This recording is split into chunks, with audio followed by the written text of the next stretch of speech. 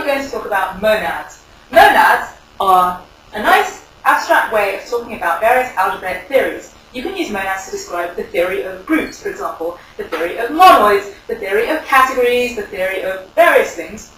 And monads give us a way of talking about all those things and understanding them in a particular way. Now, we're not going to be talking about a particular group or a particular monoid or a particular category. That will come in later when we look at algebras for monads. And the slogan we can have here is that monads are like algebraic theories, and an algebra for a monad is a model of that theory. So let's see what the definition is.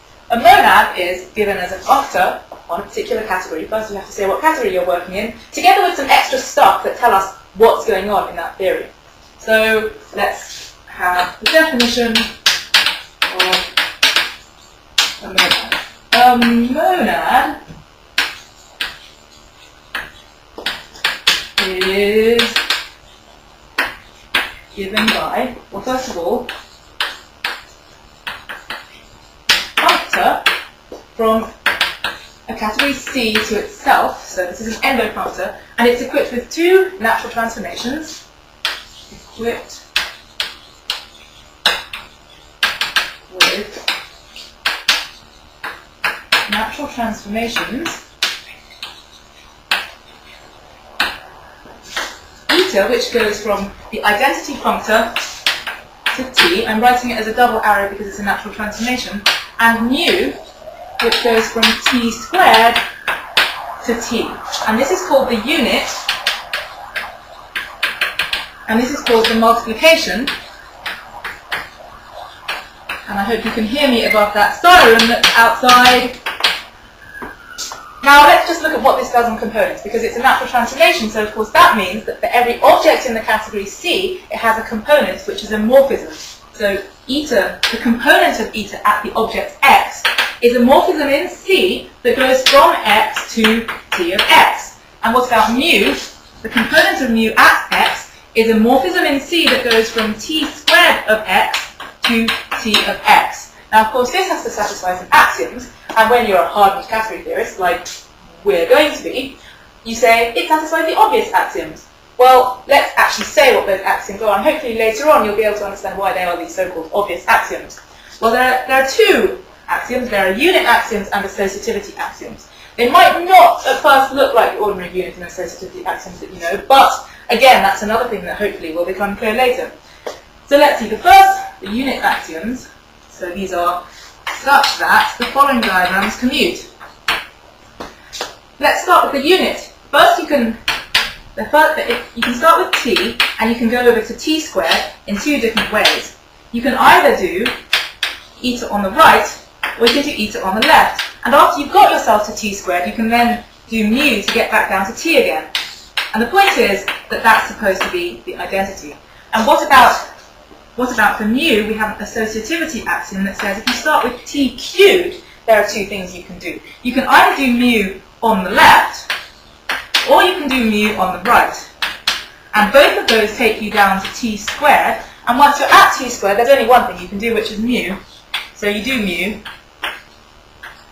And so this square starts at t cubed, gives you two ways of going down to t, and says that both of those have to be the same thing. So these are called the left and right unit triangles, and this is called the associativity square. Associativity square.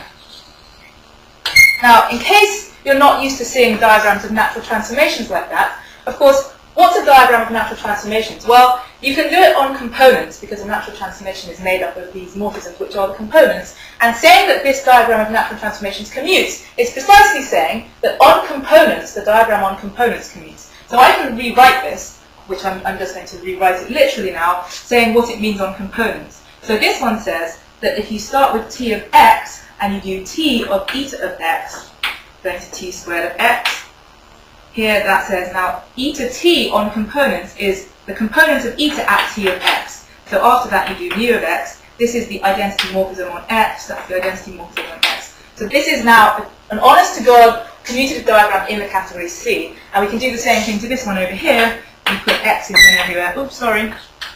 Now, oh, I did something wrong here. That was supposed to be a mu on the right. And nobody corrected me.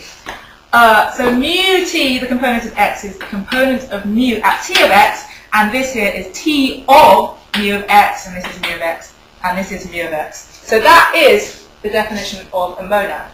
So now, let's quickly have a look at one example, a key example of a monad, so that we can see what kind of thing happens here.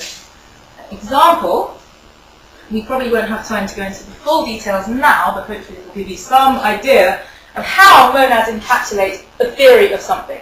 So we'll take something nice and straightforward here, the theory of monads. You usually think to yourself, well, what is the theory of monads? The theory of monoids. A monoid is a set equipped with a multiplication satisfying unit and associativity laws. So let's try and express this as a monad. Example, the monad for monoids. Now we're calling it the monad for monoids because what's later going to happen, we're not supposed to know this yet, but secretly I'll tell you that the algebras for this monad are going to be monoids. Of course, we don't know what algebras for a monad are yet, so I wasn't supposed to say that. But this is going to be a monad on what category? Well, how did I just give the definition? I said it's a set. A monoid is a set equipped with some stuff. So the category we're working in is the category of set. We've got to define the functor. The functor is, well, how do you define functor? You say what it does on objects. So we've got to take a set and we've got to send it to some other set, which I'm going to write as x star, and it's the set of words in x. The set of words in x. What's a word in x? It's a list of the objects of x, a finite list. It could be an empty list. So, for example, you might have x1, x2, x3. You can also have the empty list, which is a bit of a strange list. I wish all my shopping lists were empty. But it's a very important list because, of course, it's going to give us the identity, the unit for the monoid. Now, to finish defining this, we can extend this to a functor. What we've got to do is define the eta and the mu, the unit and the multiplication for this monad. So what's eta going to be? Well, eta of x, remember, is a morphism, so it's a function going from x to t of x, which is x star. So we take an object of x, we have to send it to some list of elements of x. Now what can we possibly do? All we've got is one element. So we just have a one element list. So it's the word of length 1 consisting of just x all by itself. Not a very interesting list, but a very important one nonetheless.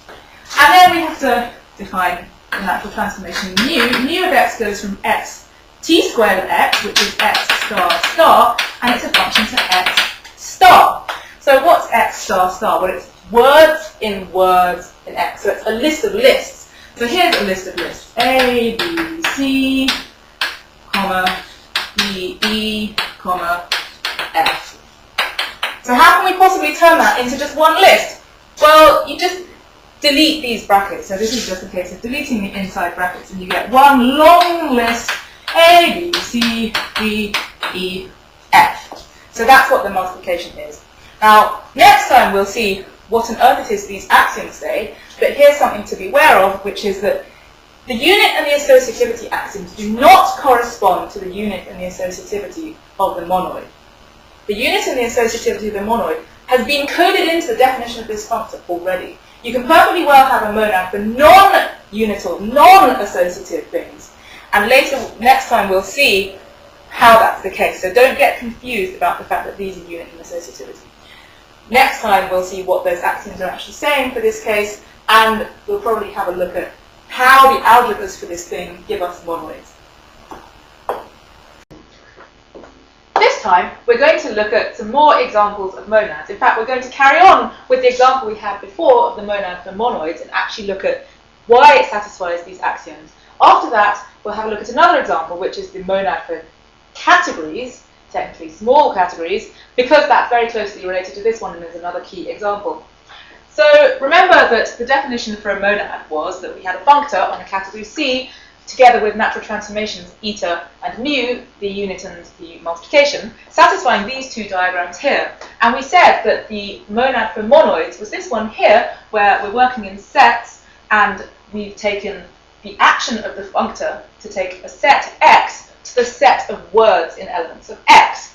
So it remains to be seen what on earth these axioms are saying. And remember that they're not talking about the unit and the associativity of the monoid. That has somehow been encoded into the definition of T already. So let's leave these diagrams here and have a look at what they're saying. Right, so this one here is saying start with an element of X star. What's an element of X star? It's a word. So we're going to start with a word. Let's pick A, comma B, comma C, for example. Now here we're going to do T of eta. Remember, eta says take a letter, A, and turn it into a word, the very boring word of length 1. So what we're going to do here is we're going to turn each of these letters into a boring word of length 1. So this is going to go via T of eta to the word of words, where each of the little words is just a word of length 1.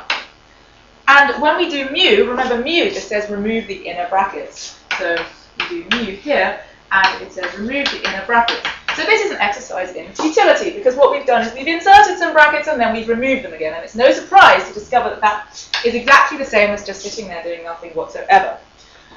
What about the other side? Well, we're also going to start with a word.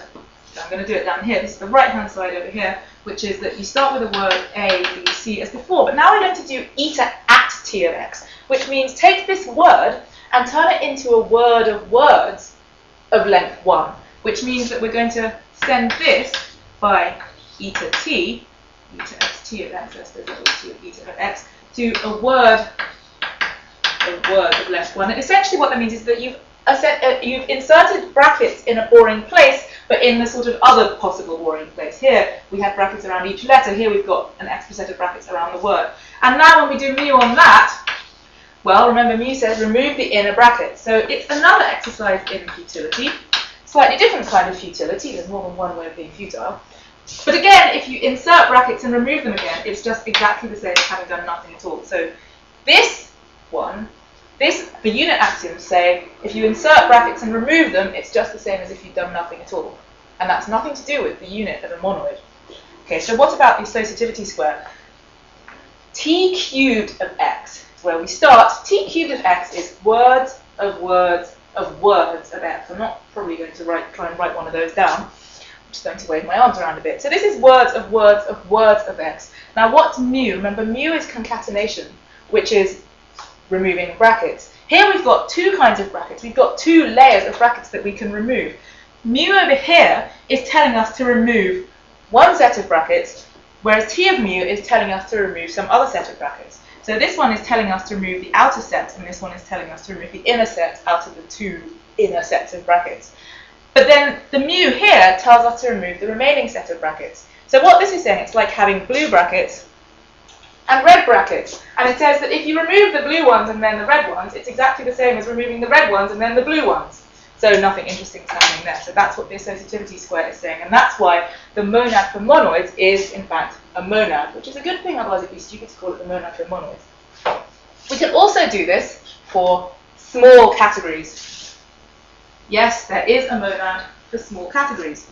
So the next example is the monad for small categories. Now, what category are we working in here for our monad? C is going to be the category of graphs. What's a graph? Well, a graph consists of a set C1 and a set C0 together with functions which I'll call S and T, because for us, of course, this is the set of morphisms and this is going to be the set of objects, and this is telling us that every morphism has a source and a target. So that's an object of graph, and the morphisms in graph are the obvious kinds of commutative diagrams. So now T takes the free category on this graph, forms the free category on a graph. So how do you make the free category on a graph? Well, it's just like making the free monoid, except you've got to be a bit careful about sources and targets matching up. Because when we made words in letters, you just got letters and you just stick them in a line. Whereas when you're taking arrows, you can't stick any old arrows in a line. You've got to stick composable arrows in a line. So the free category on a graph, I'm going to write like this. If you have if you have a graph with some arrows, It might not be a category yet. You have to define composition. I'm going to have some water. So the objects don't change because you don't have composition on objects, but for the arrows you need to make composites freely. So this is the same as the objects, but C1 star is the set of composable strings.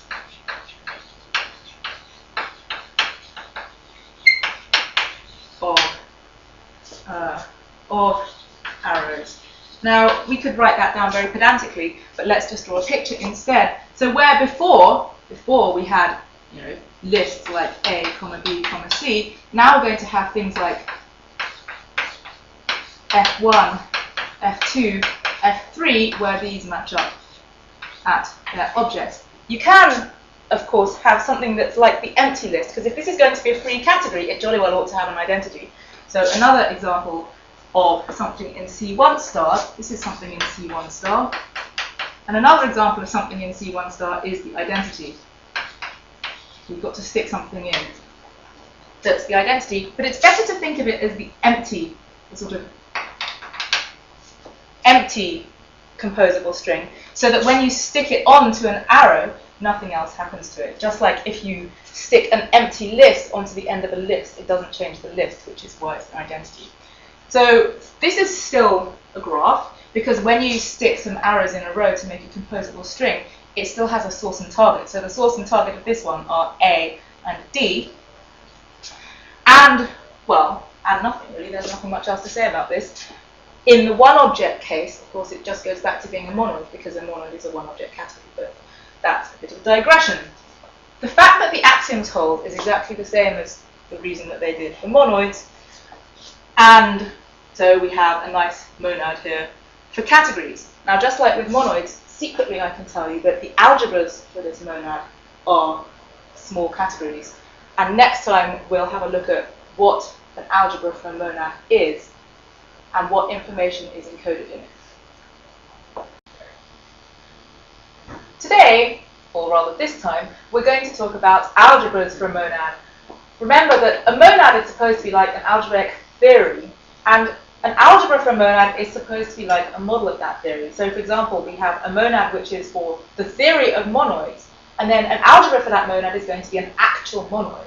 Or we have a monad for the theory of categories, and then we have an algebra which is an actual category. So one way of thinking about it is that the monad, the action of the functor, gives us all the operations that, in principle, are needed in this theory. And then when we have an algebra, it tells us, in this particular case, how we're actually going to evaluate, where are we going to find those operations, what are they, what do they do. So here's the definition. Remember that a monad is a functor on a particular category from C to C, together with these natural transformations eta and mu, which tell us the unit and the multiplication for this monad. So here's the definition of an algebra. An algebra for a monad like that, T eta mu, or just T, is the following. Well, fundamentally, it's an object A, which you can call the underlying object, so that's an object of C, equipped with something that we'll call the action, an action, which is in fact a morphism in the category C, from T of A to A, which I'll call theta. And the idea of this, remember that here we have all the operations that in principle we need, and what theta is going to do is actually evaluate those in our underlying thing. So in the example of monoids, what we've got here is the free monoid. So it says, well, we've got all these strings of letters in A, and what we've got to have for this evaluation is for each string of letters, we've actually got to say, what's the result of multiplying all those letters together? And that result of multiplying has to be something in A in the first place. So we'll look at that a bit more in a minute, about how that works. But of course, there have got to be some axioms for this, right? Now, let's just think about what the axiom should say. When we're hardened category theorists, we'll just say satisfying the obvious axiom. So how do we see that those axioms are obvious at all? They might not be obvious to you, but look, we've got some extra stuff. We've got eta and mu. So the point is that this theta has to interact sensibly with eta and mu, otherwise it wouldn't be a very sensible definition. So what does it mean to interact sensibly with eta and mu? The following diagrams have to commute.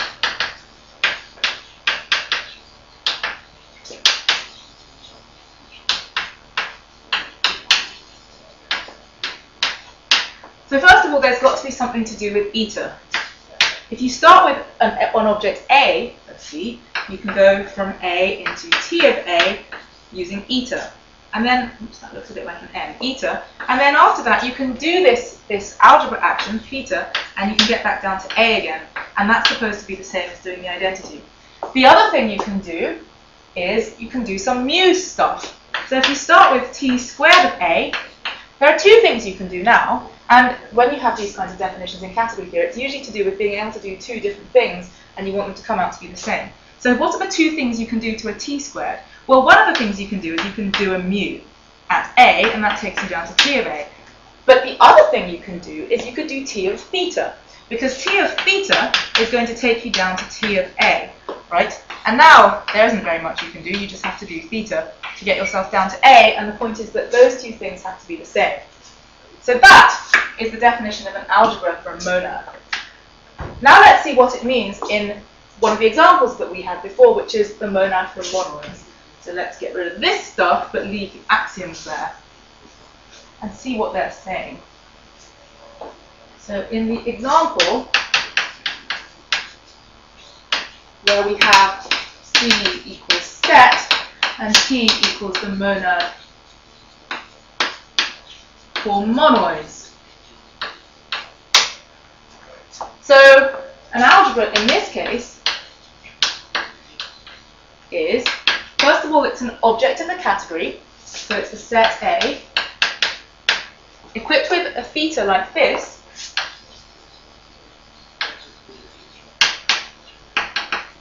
with theta, which goes from T of A to A. Now remember, the objects in here are words. So if we've got some word A, comma B, comma C, comma D, for example, this goes to some element here, which we're going to regard as the result of multiplying all these things in a row. A, B, C, D. That's just a piece of notation here. It's just a piece of notation saying that this is the result of multiplying these things in a row. Now, axioms. Let's start with something in A and do eta on it and then theta and see what happens. So let's start with an object A. Let's do eta. Remember that eta takes your object and turns it into a boring list of length 1. So here's our list of length 1. Now, what does theta say? Theta says, take that list of length 1 and just multiply it together. Well, there isn't anything to do, so you get A. So what you're saying is that whatever theta does here has to be on the word of length 1, you have to get exactly what you started off with. So that's telling us, it's forcing this multiplication on a list of length 1 to be A. And what's this thing over here saying? It's saying if you take a word of words, like A, comma B, comma C, comma D, comma E, and you do mu, so you turn that into one long word, and then you do theta, so you're multiplying them all together in a row. It's the same as if you did this. Now what happens if you do t of theta? T of theta says multiply this bit out and multiply this bit out and leave it as a word. A, B, C, comma, D, E. And then over here it's saying do theta. So it's saying, what it's saying over here is you multiply A, B, C together with D, E. And you get A, B, C, D, E again. Now, notice that that isn't quite associativity, not in the normal way anyway, because usually associativity says A, B, C equals A, B, C. So how do you get associativity out of these axioms? Well, you use this one, but you have to use it twice. So notice that here what you're doing is that you've got some letters multiplied together, but still with some brackets in a row. And we know that in associative monoids, the point is that it doesn't matter what order you do the parentheses. You know, if you do A, B, and then C, D, and then E, and then stick them all together afterwards, it doesn't matter. And this one here is saying, first remove all the parentheses and multiply them all in a big row. So how are we going to get ordinary associativity out? Well, you say that A, B, C is the same as A, B, C all in a row. But there's going to be another example of this, which says that A, B, C is equal to A, B, C all in a row. And from that, because of course these are equals, you get the fact that A, B, C equals A, B, C without this extra bracket there, which gives us the ordinary associativity that we were looking for. So the moral of that story is that an algebra for this thing T is in fact a monoid. So an algebra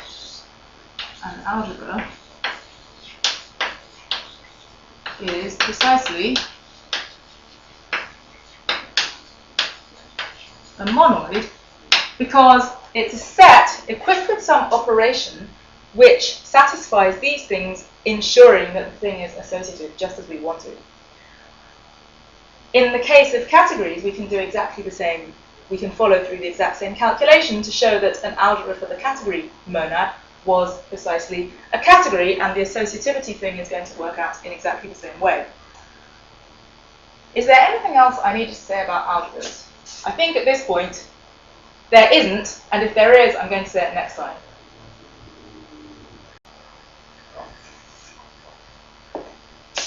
Well, it turns out that there is something else to say. After the last session, a member of the audience came up to me and asked me some excellent questions, which I'm now going to answer. So one of the questions is, where does the unit for this monoid come from? And the first answer is that it doesn't come from this unit axiom over here. But what it actually comes from is from the empty word here. There is an empty word, remember, and that has to go somewhere. And now I'm in trouble because I was a bit hazy about my notation here. So now, because I've got some time, I'm going to be a little bit pedantic about my notation and say, given an algebra for this monad, given an algebra for T, I'm going to construct a monoid. We construct a monoid. Now, a monoid is usually defined as being a set equipped with a binary operation which is unital and associative. So, given an algebra, we've certainly got a set. So, given an algebra beta like that, we construct a monoid. So, the set, the underlying set is A. And what's A times B going to be? Well, A times B is going to be theta applied to the binary word A comma B. Now this is where here I should really have written this as being theta on the four-ary word A, B, C, D. So what's the unit for this monoid going to be? Well, the unit for this monoid is going to be theta of the empty word. The empty word is a perfectly good element of this set. Theta has to send it somewhere, and I'm going to call it 1. So now we've got to show that this is associative and unital. Now, both of the associativity and the unitality both come out of this square that was over here and have nothing to do with this triangle. So what's this triangle saying? Well, really what this triangle is saying is that theta of A, coming down here, theta of A had to be equal to what was coming down here, which is A. That is to say, we've got this action theta. It's not allowed to do anything remotely interesting on the one element words. It has to just leave them exactly as they are. So the unitality and the associativity came from the interaction of theta with mu over here. And here's the interesting point, which is that if we didn't want it to be associative or unital, we could change T and have a perfectly good T giving a set with a binary operation that was neither unital nor associative. Now, in our definition of T, we built in the fact that it was associative because we gave not just binary operations, but we gave n-ary operations for all n. And for anyone who knows anything about bicategories, which for all I know is nobody in this room except me, this is sometimes known as the difference between a biased thing and an unbiased thing. When we define something with a binary operation and then apply an associativity axiom to it. What we're really saying is that given any length n thing, it's completely unambiguous how we could have multiplied it together. What we usually say with a monoid is that we have a binary operation, but associativity tells us that if we try to multiply n things in a row, there'd only be one way of doing it. That's one way of defining it. You can also do it the other way and say, we're going to start with a way of multiplying n things in a row for every n, and then after the event, make sure that they all interacted with each other properly. And that's what this monad way of looking at things is. But this is how we translate between the binary way of doing things and the unbiased way of doing things. And I think that's all I'm going to say for now.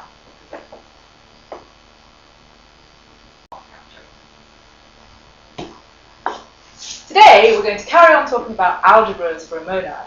Now, last time we were very bad category theorists because we defined this thing called algebras, but we didn't put them into a totality. And one of the things we like doing as category theorists is considering totalities of things. So, as you might have guessed, algebras for a monad form a category. And in order to say what that category is, of course, we have to say what the morphisms are. So here's the definition of an algebra. Remember, it's an object in the category equipped with an action satisfying these axioms. So a morphism of algebras, you might say, is the obvious thing. So let's see what the obvious thing is. I'll just take these away so I've got a bit of space. Definition. A morphism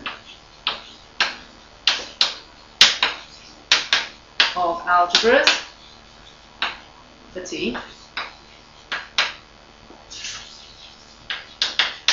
consists of, well, let's see, we've got an object A, so let's say what our two algebras are that we're thinking about. So we're going to have a morphism of algebras, and it's going to go from, whoops, here's one of my algebras, and this morphism is going to go to another algebra, TB to B, with an action given by phi. Hope that's big enough. So a morphism is going to consist of, first of all, a morphism of the underlying objects. Consists of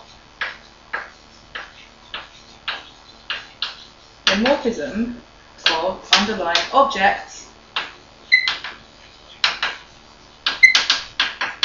So if this is F, it's of course F going from A to B. Now, you can probably hallucinate yourself into seeing what has to happen next, because if F is going from A to B down here, then there jolly well ought to be something up here making all this commute. So, such that the following square commutes. Over here, you've got your algebra action.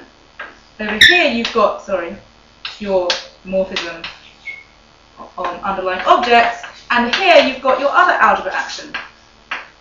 What can go up here? T of F. So this diagram has to commute, such that this commutes. Now, there are two ways of seeing why this is obvious. There's the sort of meditate in a categorical manner way, which is, well, it's the obvious diagram, so it has to commute. But the other way of seeing how it's obvious is thinking about the example we just did with monoids. Because, you'd really hope that the category of algebras, the morphisms in that category are going to give you the morphisms of monoids, as we had before. So what's a morphism of monoids? Well, it's a morphism of the underlying sets, such that that morphism, that is that function of underlying sets, interacts properly with the action of the monoid. And that's exactly what this is saying. It's saying that this morphism of the underlying objects has to interact properly with the action for the algebras. So let's see in a bit more detail what it gives us in the case of monoids. But where am I going to put it? Let's see. I'm going to put it up here so I can leave the axiom in place. So let's go back to our example that we now know and love. The example in monoids. Oh, it's the monad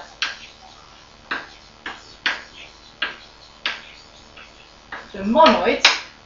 So remember, C is set, and T, well, T is defined by T of X equaling the set of words in X. So what's this saying? Let's remind ourselves for a second what a morphism of monoids is. Usually,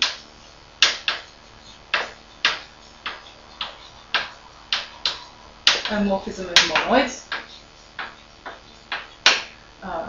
let's call it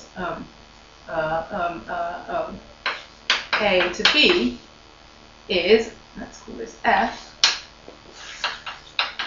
is a function such that it interacts properly with the multiplication. So that's saying that F of A times B is the same as F of A times F of B. Now remember that multiplication here is given by the action of the monoid. So what does this correspond to down here? Well, a completely typical example of a word up here is A, comma B. And then what we get when we do theta is A times B. So that's what we get from theta. Now what's this saying up here? Well, let's do the one down here first because it's more obvious. Down here, that's taking us to F of A times B. Up here, it's saying do T of F. What that means is we're going to do F on each of the individual letters here. It's still a word, but now we've done F to each letter. So F of A is an element of B. That was terrible notation. A and B are both elements of A. Someone should have stopped me. Okay, so F of A and F of B are both elements of B. So this is now a perfectly good word in B, which makes it an element of T of B. And when we do the action of B, what we get is we multiply those two things together. So we get F of A times F of B. And the commutativity of this diagram says that those two things have to be equal. So this diagram is exactly saying that the morphism has to interact properly with the algebra structure that we have there. Exactly the same thing will happen if we do categories or any of the other examples which we might like to think about. So one of the key things now, we've done monoids and we've done categories, you might want to ask yourself, well hopefully you're thinking, wow, this monad thing is amazing! Perhaps we can do everything like this. And so that's a very good question. The question is, given any particular mathematical theory, can you express it in terms of monads? Or that is to say, can it be expressed as the category of algebras for a monad? What we haven't quite written down properly is the fact that given any monad,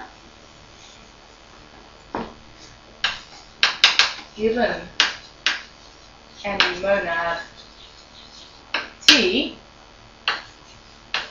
we have alg T, the category of algebras.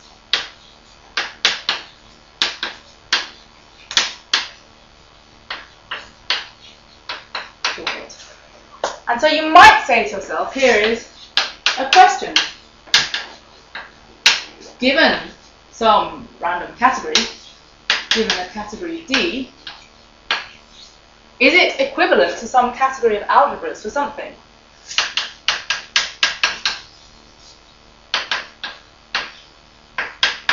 Is it equivalent to alg T for some T?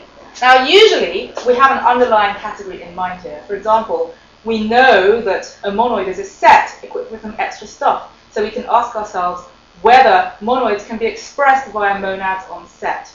We know that groups are also sets equipped with some extra stuff. So we can ask ourselves if groups can be expressed via a monad on set.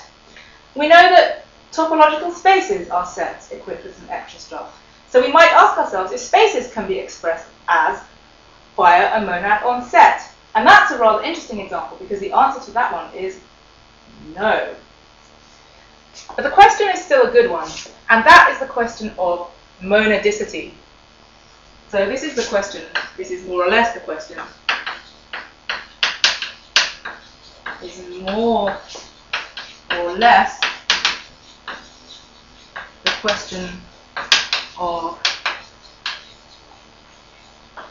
monadicity. So a category D is called monadic over a category C if D can be expressed as a category of algebras for a monad on category C. And we'll talk more about monadicity later. but it probably has to come after we talk about adjunctions. But anyway, that's all about the category of algebras for now.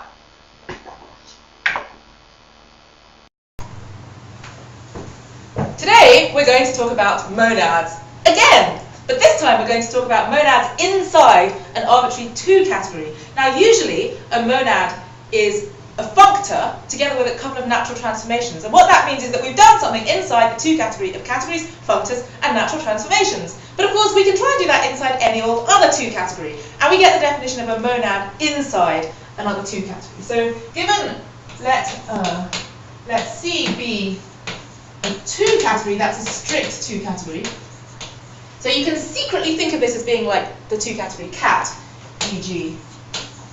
cat. Then a monad inside C, a monad in C is given by, this should all look very familiar, it's a 0 cell, an underlying 0 cell x, a 1 cell t from x to x, and a pair of 2 cells,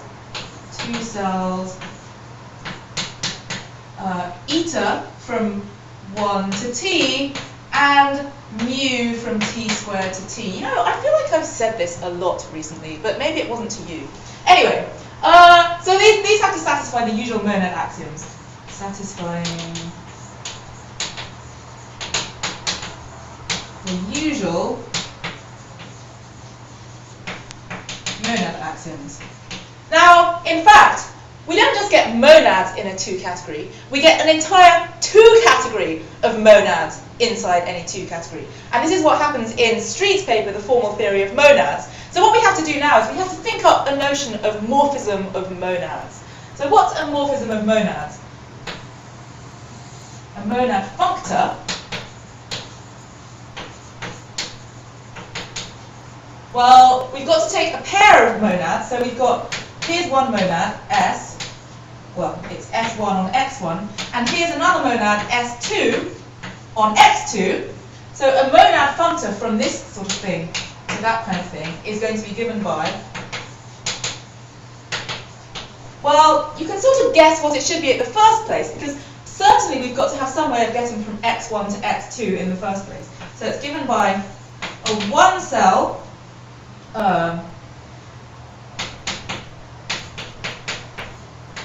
U from X1 to X2, and a 2 cell that somehow tells us about the interaction between these 2 things. So what it's going to be is something called, let's say, lambda from S to U to US1. So we could try drawing this as a square. So it's going to go from, so here's U, and here's U again, and here is S2, and here is S1, and our lambda has to go in here. Now you might think that this is somehow going backwards, because this is something going from the 1s to the 2s, and this 2 cell here is going from the 2s to the 1s. But the point is, the point that's really going on here is that we want, if you think about these as ordinary monads on categories, so this is a category with a monad on it, and this is a category with another monad on it. And you can then think about the algebras for this monad and the algebras for this monad. And the thing we're aiming for is to be able to get a functor from these algebras to those algebras. And it turns out that to do that, you need this thing going in this direction. Otherwise, everything's going to go backwards. Right, so now we need the notion of a transformation between these things. So if you look at this carefully, oh, I forgot about the axioms, satisfying some axioms.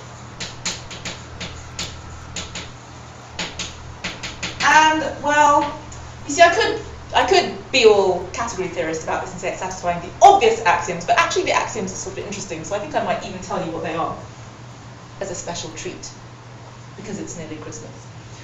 Right, so what are the axioms?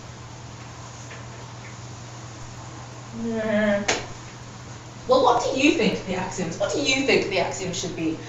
Well, look, we've got this thing here that's got some monad structure and some other monad structure. So the axioms are going to tell us that this thing jolly well ought to interact properly with the monad structure. That is the eta for this thing and the eta for this thing.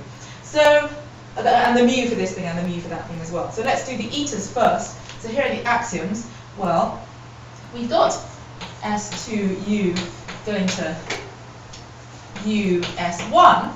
And then there are two ways that we could go down there from U. We could either do the eta for S2 with U on the right, or we could do the eta for S1 with U on the left. And that thing has to commute. And if I weren't so damn lazy, I could draw these as double arrows because they're really commuting diagrams of two cells. And the other axiom is that we've got to interact properly with all the mu's everywhere. So if we have, the point is to think about this as S2 sort of moving over the U and turning into an S1 as it does so and sort of leaps onto the other side of the U. So if we started with a couple of S2s, we could leap them over the U one by one. So the first time, we'd leave one of them on the left, leap one of them over the U and turn it into a 1.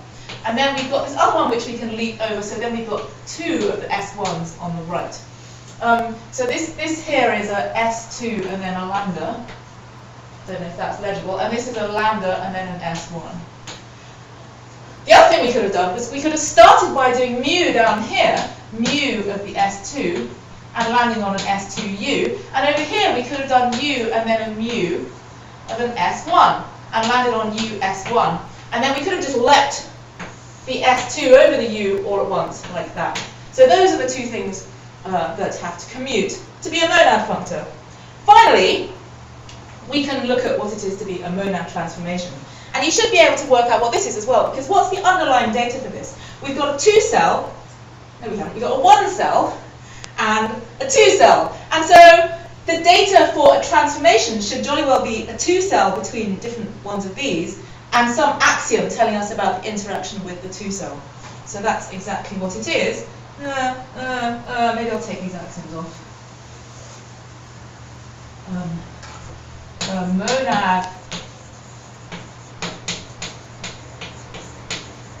transformation. So let's just work out where we're going from and to. We're going to have, here's x1, s1, which is a monad. Here's x2, s2, that's a monad on x2. Here's one monad transformation, and I'm going to call this u lambda. So that's u1, lambda 1.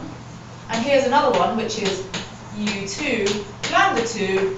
And we're going to look for a monad transformation between them like that. So this is given by a 2-cell between the 1-cells.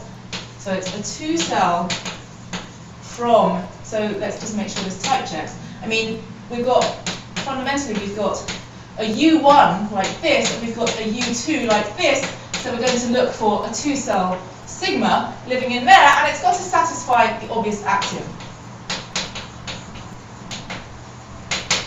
Satisfying, well, let's hope this axiom is really obvious. So you could do sigma on here, right? Maybe I need more space. No, maybe I don't. I probably do, actually. Never mind. So you could do U1 going to U2 sigma here, and then the lambda 2 for it. So we're going to have, coming down here, we've got S2 and S1, and we've got our lambda 2, and that's got to be the same as doing it the other way around. So we've got our lambda 1, which lives in here. That's a 2. And this is an S1, that's an S2. Who's this? That's a U1. This is a U1. Here's our lambda 1. Here's our sigma. And that has to commute. So what we get is an entire 2 category of monads in C. This gives us, this gives a 2 category of monads inside C. And you can go home and check that it really is a 2 category.